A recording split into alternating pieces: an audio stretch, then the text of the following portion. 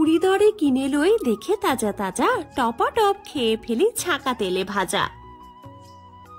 কবি ঈশ্বরচন্দ্র গুপ্তের এই লাইনগুলো শোনার পর আপনাদের বুঝতে আর কোনো অসুবিধে নেই যে আজ কি রান্না হচ্ছে। হ্যাঁ, ঠিকই ধরেছেন, আজ রান্না হচ্ছে তোপসে মাছ ভাজা বা তোপসে ফ্রাই। দক্ষিণবঙ্গের খুবই প্রচলিত একটি খাবার হচ্ছে এই তোপসে ফ্রাই।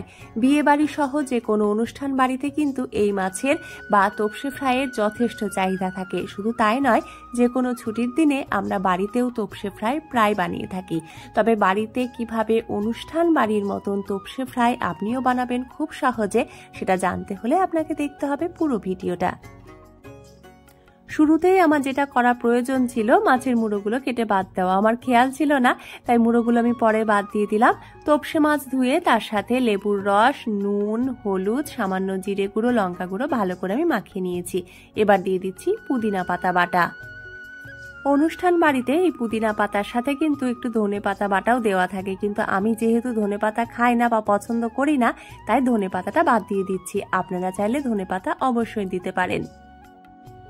এখানে আজ 6 পিস তোপসে মাছ নেওয়া হয়েছে, আর এর জন্য এখানে 3 টেবিল চামচ বেসন আর তার সাথে 1 টেবিল চামচ চালের গুঁড়ো এবং 1 চিমটি খাবার সোডা ভালো করে আমি মিশিয়ে নিয়েছি।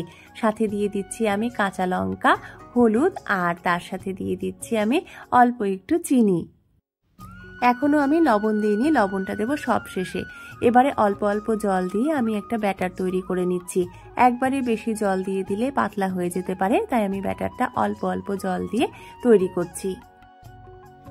পারফেক্ট তোপসে ফ্রাই করতে গেলে কিন্তু এই ব্যাটারটা খুব ভালো করে তৈরি করা প্রয়োজন। এই ব্যাটারটা একদম তরল হবে না বা পাতলা হবে না, এবং খুব যে ঘন হবে তাও না, এর ঘনত্বটা থাকবে মাঝারি পর্যায়ের। ব্যাটার তৈরির সময় আরেকটা জিনিস খেয়াল রাখতে হবে, যেন একটুও দলা ভাব না থেকে যায়। ব্যাটার জলের সাথে খুব ভালোভাবে মিশে গেলে সব শেষে দিয়ে দিতে হবে লবণ, এতে করে মাছ ভাজাটা ভালো হয়। এবারে কড়াইতে খুব ভালো করে রিফাইন তেল গরম করে ওই ব্যাটারে মাছ চুবিয়ে এইভাবে হালকা আঁচে আমি ভেজে নিচ্ছি। তোপসে মাছের বর্ণনায় কবি ঈশ্বরচন্দ্র গুপ্ত বলেছিলেন, মোহন ও মনির প্রভা ননির শরীরে। হ্যাঁ, ননির শরীরই বটে। এই তোপসে মাছ কিন্তু খুব নরম হয়, তাই এই ব্যাটারের সাথে মাছ যখন আমি ভাজছি তখন ভেতরে কাঁচা ভাব থাকার কোনো রকম সম্ভাবনা থাকবে না। খুব ভালো করে ভাজা হয়ে যায় এবং এর কাঁটাও খুব নরম হয়। তোপসে ফ্রাইয়ের সাথে আমার একটু ভাজা লঙ্কা খেতে ভালো লাগে, তাই আমি 2-1টা লঙ্কাও কিন্তু ভেজে নিয়েছি। একই পদ্ধতিতে আমি সবগুলো মাছ খুব ভালো করে ভেজে নিচ্ছি।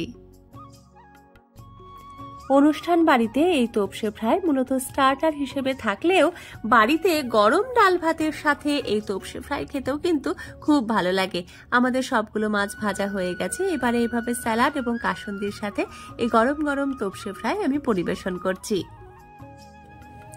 আর এটা খেতে এতটাই ভালো এবং মুচমুচে হয়েছিল যে কবির কথাতেই আমাকে বলতে হচ্ছে, না করে উদর যেই তোমায় গ্রহণ, বৃথায় জীবন তার বৃথায় জীবন। আপনারা এতক্ষণ দেখছিলেন উনুন টেস্ট অফ বেঙ্গল, সহজে রান্না শেখার ঠিকানা। আজ এ পর্যন্তই, দেখা হচ্ছে পরবর্তীতে অন্য কোনো সহজ রান্নার সাথে। ধন্যবাদ।